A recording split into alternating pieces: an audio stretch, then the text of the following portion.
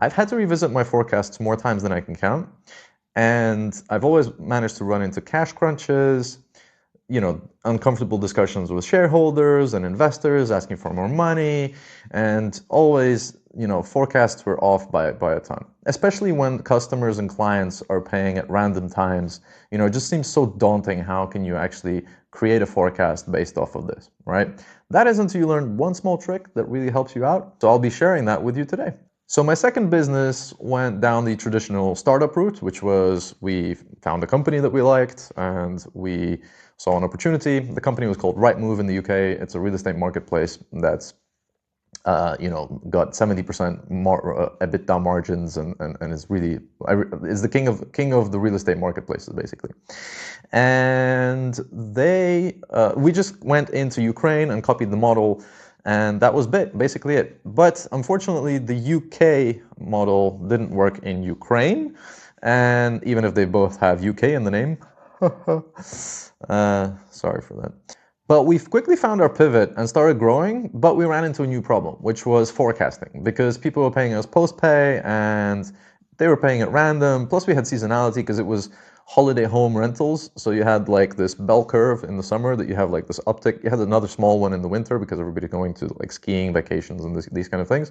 But the difference could be huge. Like it could be like an 80% difference between the top season and like low season, right? So with all that in mind, it was really, really tough to make a forecast, especially to know when you're going to be able to pay payroll and these kind of things. So here I'm thinking of like solutions, and you can't run a VC-backed startup or, you can't run a backed startup without having financial forecasts or financial reports. It's what's required, right? Like you can't just wing it based off of cash flow and that's it.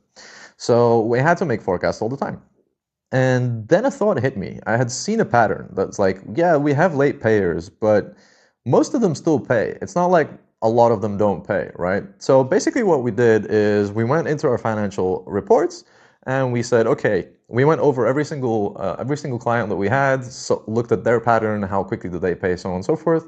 And we've calculated that basically around 12% of our clients and of our revenue wasn't paid on time, which meant that now I could look at the forecast in a completely different way.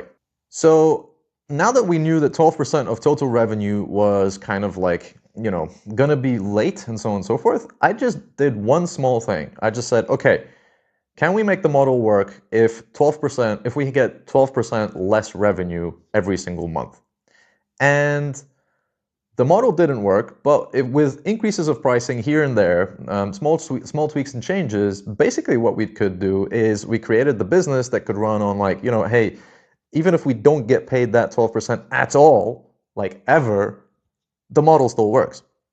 So from that day, every single time that I'm working on a business that has post-pay and all of these kind of things, I go through that exercise because it's a good exercise to know, like, okay, will the businesses survive if all of these late payers just stop paying me? Because obviously there is a risk that they won't pay you, and they have a history of not paying, so there's a risk there, and there's a relationship there that is broken a little bit. So yeah, so just do that, see where you are, and that will help you forecast much better.